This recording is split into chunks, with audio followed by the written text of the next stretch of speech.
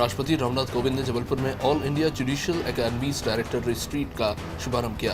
कार्यक्रम में chief justice Sharad Arvind Bobde, राज्यपाल आनंदीबेन पटेल और मुख्यमंत्री शिवराज सिंह चौहान शामिल हुए।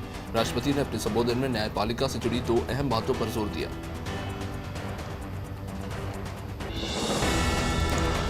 दिल्ली की केजरीवाल सरकार के कैबिनेट ने Delhi board of school education को मंजूरी दे दी है।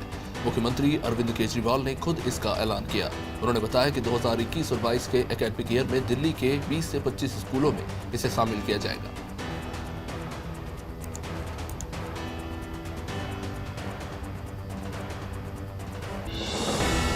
पश्चिम बंगाल में विधानसभा चुनाव से पहले एक्टर मिथुन चक्रवर्ती की भाजपा में शामिल होने की अटकलें तेज हो गई हैं। माना जा रहा है कि वे 7 मार्च को कोलकाता के ब्रिगेड ग्राउंड पर प्रधानमंत्री नरेंद्र मोदी की रैली में पार्टी की सदस्यता ले सकते हैं। इसी दिन पूर्व क्रिकेटर सौरभ गांगुली का भी भाजपा में आना तय माना जा रहा है।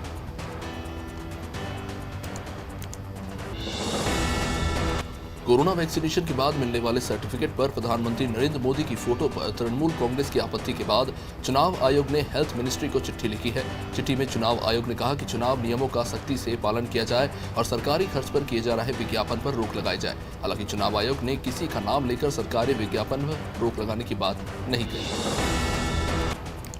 भोपाल से भाजपा की सांसद साध्वी प्रज्ञा सिंह ठाकुर की अचानक तबीयत बिगड़ गई, जिसके कारण उन्हें आनंद फानंद में स्टेट प्लेन से मुंबई ले जाया गया। उन्हें वहां कोकिलाबेन हॉस्पिटल में भर्ती कराया गया है। आपको बता दें कि इससे पहले भी उनकी एक बार अचानक तबीयत बिगड़ी थी।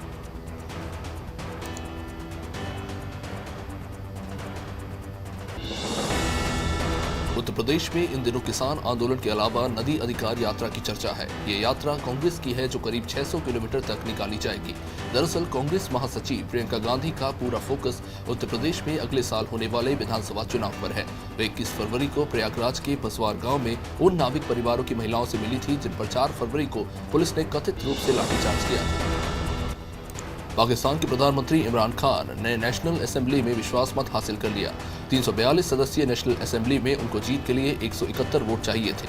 पाकिस्तान तहरीक इंसाफ के 157 और सहयोगी पार्टियों को मिलाकर इमरान खान को 178 वोट हासिल हुए।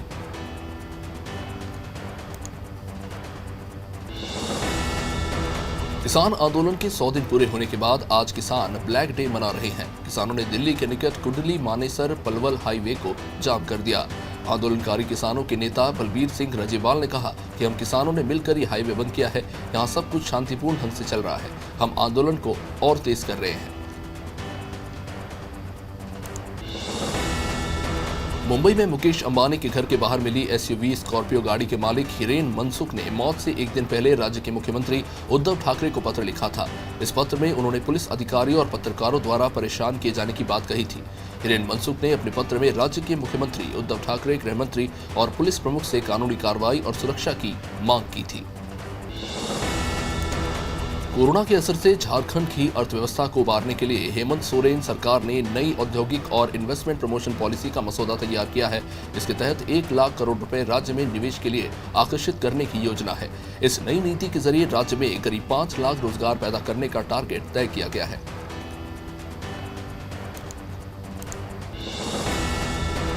शिवसेना के नेता संजय राउत ने कहा है कि महाराष्ट्र सरकार की छवि और प्रतिष्ठा के लिए जरूरी है कि हिरेन मनसुख की रहस्यमय मौत से पर्दा उठे। मनसुख को उद्योगपति मुकेश अंबानी के आवास के पास मिले विस्फोटकों से लदे वाहन का मालिक बताया जा रहा है। पुलिस ने बताया था कि करीब 45 वर्षीय मनसुख ठाणे में मुंबई रेती बंदर रोड पर एक नदी के किनारे सुबह पाए गए थे। यूपी के औरैया जिले में अखिलेश यादव ने पत्रकारों से वार्ता के दौरान भाजपा पर जमकर भड़ास निकाली। अखिलेश ने कहा कि भारतीय जनता पार्टी को चुनाव में जनता सबक सिखाएगी। भाजपा के सभी झूठे वादे जनता जान चुकी है। उन्होंने कहा कि भाजपा ने पेट्रोल, डीजल और घरेलू गैस आदि के दाम बढ़ा दिए हैं। नौजवानों के लिए इस सरकार ने कोई रोजगार नहीं दिया।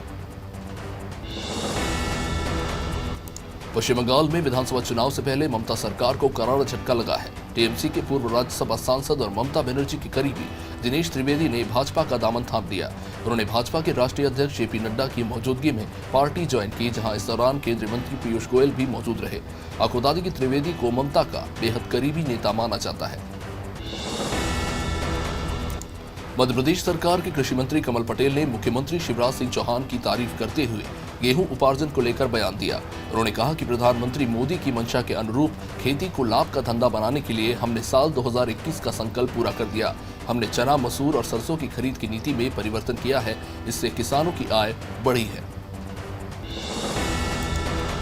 पूर्व मंत्री पीसी शर्मा ने इंदौर और भोपाल में नाइट कर्फ्यू की संभावनाओं को लेकर सरकार पर कटाक्ष किया। उन्होंने कहा कि क्या रात में कोरोना को नहीं दिखाई देता। पीसी शर्मा ने कहा कि कड़ाई में ढिलाई की वजह से कोरोना के मामले बढ़े हैं। तो उन्होंने 8 मार्च से पूर्व सीएम उमा भारती के नशाबंदी अभियान का समर्थन किया।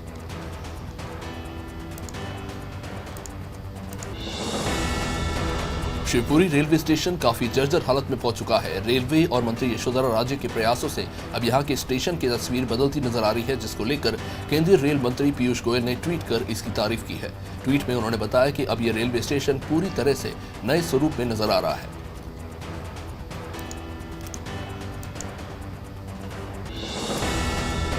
मध्य प्रदेश की संस्कृति एवं पर्यटन मंत्री उषा ठाकुर ने विदिशा जिले के सिरोंज वासियों को करोड़ों रुपए के विकास कार्यों की सौगात दी।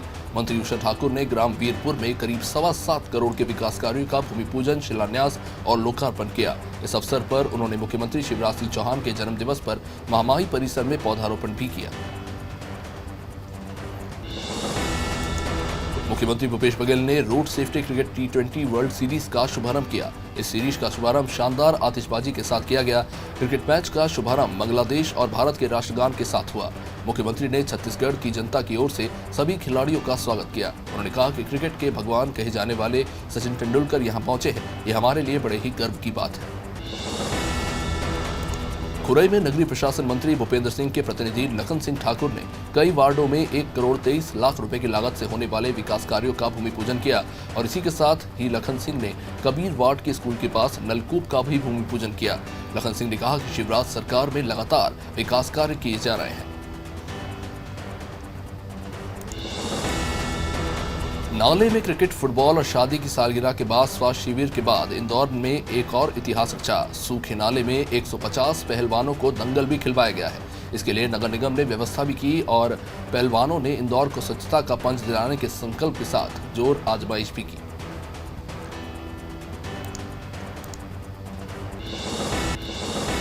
बैरसिया तहसील क्षेत्र के बिजोरी समाज को समाज की मुख्य धारा से जोड़ने के लिए एसडीओपी के वर्मा ने बीड़ा उठाया है।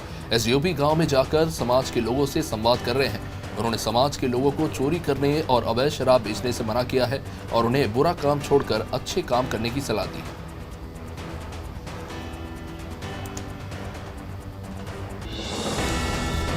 आठ मार्च को महिला दिवस के अवसर पर मध्य प्रदेश महिला कांग्रेस राजभवन का घेराव करने जा रही है, जिसमें प्रदेश भर से आई 5000 से ज्यादा महिलाएं शामिल होंगी। महिला कांग्रेस की प्रदेश अध्यक्ष मांडवी चौहान ने कहा कि बीजेपी सरकार महिला सशक्तिकरण और सुरक्षा के तमाम दावे करती है, लेकिन हकीकत में मध्य प्रदेश में महिला अपराध लगातार बढ़ रहे हैं। खुरई में लोगों को स्वच्छता के प्रति जागरूक करने के लिए नगर पालिका द्वारा साइकिल रैली का आयोजन किया गया। इस रैली को ब्लॉक शिक्षा अधिकारी RS शर्मा ने हरी झंडी दिखाकर रवाना किया। साइकिल रैली उत्कृष्ट विद्यालय से शुरू होकर नगर के प्रमुख मार्गों से होती हुई किला परिसर में समाप्त हुई।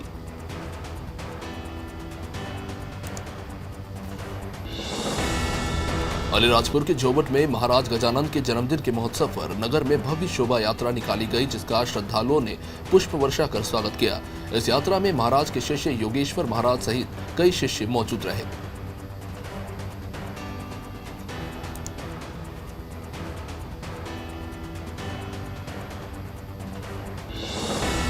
हंडिया में 9 मार्च से पंचकोशी यात्रा शुरू होने जा रही है, जिसे देखते हुए एसडीएम श्रुति अग्रवाल ने बैठक की, जिसमें पंचकोशी यात्रा के बारे में चर्चा की गई। वही एसडीएम का कहना है कि कोरोना संक्रमण के खतरे को देखते हुए जिला प्रशासन ने पंचकोशी यात्रा की अनुमति नहीं दी है।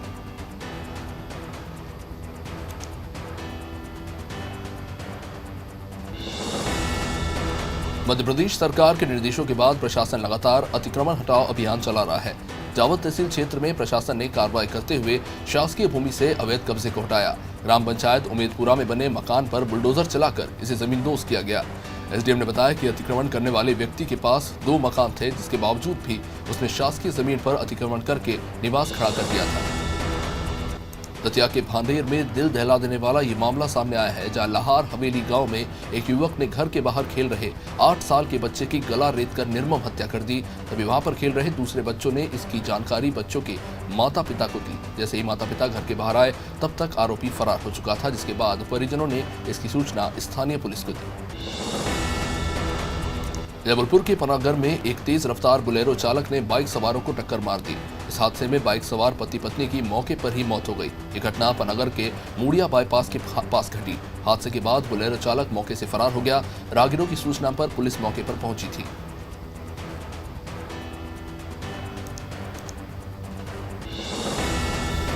जैसी नगर के बमहोरी घाट की घाटी पर कार और बाइक के बीच जोरदार भिड़ंत हुई, जिसमें बाइक सवार की घटनास्थल पर ही जान चली गई। वहीं मौका पाकर कार सवार इस बीच फरार हो गया। फिलहाल पुलिस ने मामले की जांच शुरू कर दी है।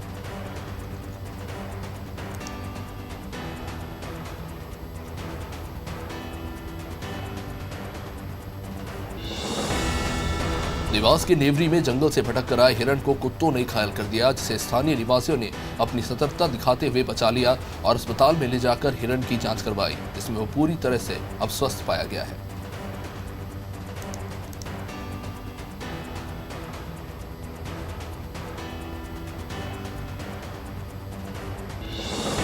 अंतर्राष्ट्रीय महिला दिवस के उपलक्ष्य में बालोद के डोंडी लोहारा नगर में जिला स्तरीय महिला जागृति शिविर का आयोजन किया गया। इस कार्यक्रम में महिला बाल विकास मंत्री अनिला भेड़िया और स्थानीय विधायक ने भी शिरकत की। इस दौरान मंत्री अनिला भेड़िया ने कहा कि समानता के अधिकार के लिए 8 मार्च को अंतर्राष्ट्रीय महिला दिवस मनाया जाता है। छत्तीसगढ़ में महिला पुरुषों से आगे निकल गई है। यहाँ किसी प्रकार का मतभेद नहीं है। भिंड जिले में किसानों से छलावा करने का ये मामला है, जहां किसान की 100% फसल नष्ट हुई थी, लेकिन पटवारी 15% का फर्जी पंचनामा बनाकर पेश करके चला गया। इसके कारण किसान को अभी तक मुआवजा नहीं मिला। ये पूरा मामला साल 2015 का है। अटेर के किसीपुरा में किसान की 100% फसल नष्ट हो चुकी थी। आरआई ने जांच में 100% फसल नष्ट होने का पंचनामा भी बनाया था। ग्वालियर के डबरा में उधारी के पैसे वापस नहीं मिलने से नाराज महिला ने जहर खा लिया। परिजन जिसके बाद आनन फानन में महिला को लेकर अस्पताल पहुंचे, लेकिन तब तक उसकी मृत्यु हो चुकी थी। जानकारी के मुताबिक बुजुर्ग गांव में किराए से रहने वाली भगवती बाई परिवार के ही हरि सिंह को दिए उधार के पैसे लेने उसके गांव गई थी, लेकिन जब पैसे नहीं मिले तो उसने जहर खा लिया। पवई के जनपद पंचायत सभागार में महिला एवं बाल विकास विभाग द्वारा बेटी बचाओ बेटी पढ़ाओ के उद्देश्य को लेकर बैठक आयोजित की गई। इस बैठक में शामिल अधिकारी और कर्मचारियों ने महिलाओं पर बढ़ते अपराध को लेकर चर्चा की। समाज में बेटियों पर बढ़ते अपराध, उनकी घटती लिंगानुपात समेत सुरक्षा को लेकर अधिकारियों को निर्देशित किया गया। सुजावलपुर में सरपंच संघ के प्रदेश अध्यक्ष की अध्यक्षता में बैठक आयोजित की गई। इसमें बड़ी संख्या में सभी ग्राम पंचायतों के सरपंच प्रतिनिधि और सरपंच शामिल हुए थे। इस बैठक में सरपंच संघ के पदाधिकारियों ने कई मुद्दे खड़े किए। उन्होंने कहा कि ग्राम पंचायतों में कई निर्माण कार्य कराए गए हैं, जिनकी राशि अभी तक जनपद पंचायत के खातों में नहीं डाली गई। कोरिया के मनेंद्रगढ़ में पुलिस ने अवैध शराब का परिवहन करते एक स्कॉर्पियो को धर पकड़ा। स्कॉर्पियो से पुलिस ने 20 पेटी अंग्रेजी शराब बरामद की है। इसकी कीमत 1,30,000 बताई जा रही है। साथ ही पुलिस ने मौके से एक शराब तस्कर को भी गिरफ्तार किया है, जिससे पूछताछ जारी है।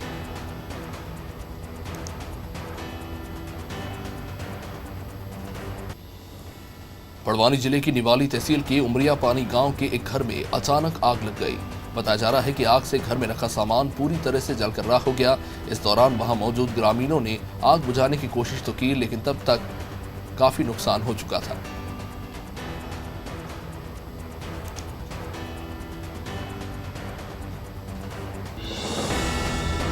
सुल्तानपुर नगर परिषद सहायता समूह ने थैला बैंक का आयोजन किया, जिसमें थैला बैंक के लोगों ने शहर में घूम कर सभी दुकानदारों को समझाया और पॉलिथीन से होने वाले नुकसानों के बारे में जानकारी दी। इसी के साथ थैला बैंक के लोगों ने दुकानदारों से झोला समूह से झोला खरीदने की अपील की।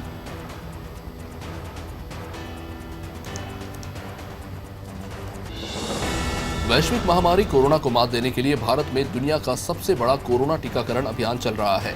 भारत में पिछले 5 दिनों में वैक्सीनेशन करवाने वालों की संख्या तेजी से बढ़ी है। सभी पुराने रिकॉर्ड्स को तोड़ते हुए 5 मार्च को 14.94 लाख डोज दिए गए। इससे पहले 1 मार्च को 5.92 लाख डोज दिए गए थे, जो 4 मार्च को बढ़कर 13.88 लाख पर पहुंच गए। आष्टा शहर के श्यामा प्रसाद मुखर्जी मैदान में रात्रिकालीन T20 क्रिकेट मैच का आयोजन किया जा रहा है। इसका फाइनल मैच पत्रकार 11 और पुलिस 11 के बीच खेला गया। इसमें पुलिस 11 ने पत्रकार 11 को 50 रनों से हराया।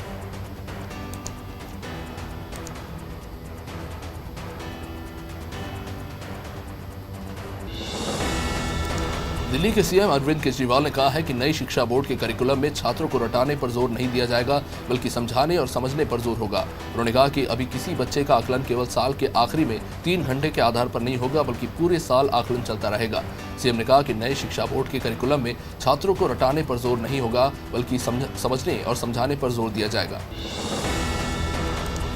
बॉलीवुड डायरेक्टर अनुराग कश्यप एक्ट्रेस तापसी पन्नू के दफ्तरों पर आयकर विभाग की रेड के 3 दिन बाद तापसी पन्नू ने शनिवार को चुप्पी तोड़ी है और एक बार लगातार 3 ट्वीट किए हैं। तापसी के बाद अनुराग कश्यप ने भी अपने हेटर्स को जवाब दिया है। उन्होंने तापसी पन्नू के साथ अपनी एक फोटो शेयर की है और लिखा है कि हम दोबारा आ गए।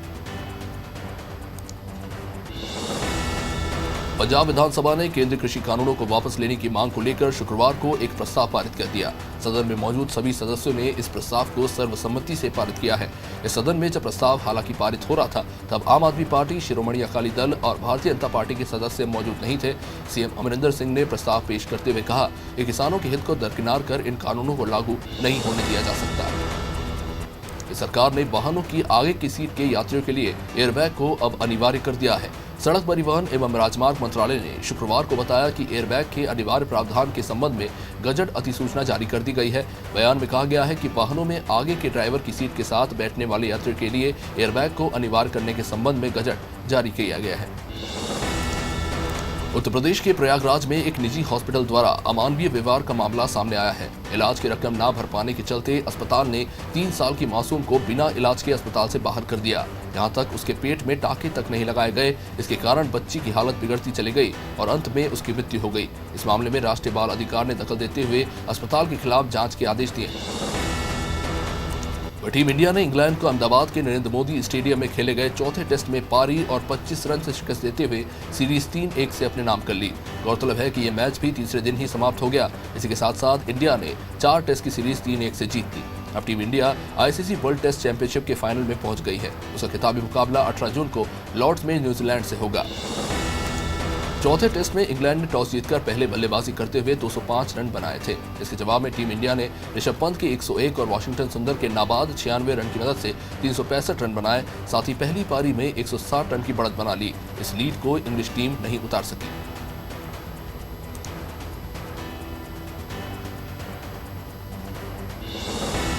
पहली बार हो रही आईसीसी वर्ल्ड टेस्ट चैंपियनशिप में टीम इंडिया अब तक की सबसे सफल टीम रही है।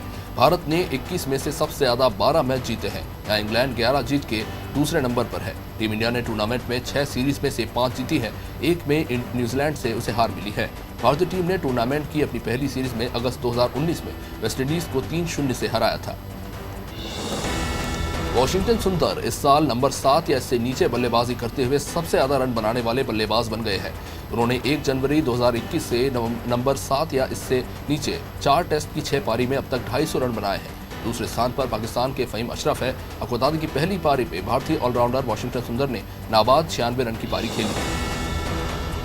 भारतीय टीम ने विराट कोहली की अगुवाई में एक और दूसरे टेस्ट मैच जीत लिया है।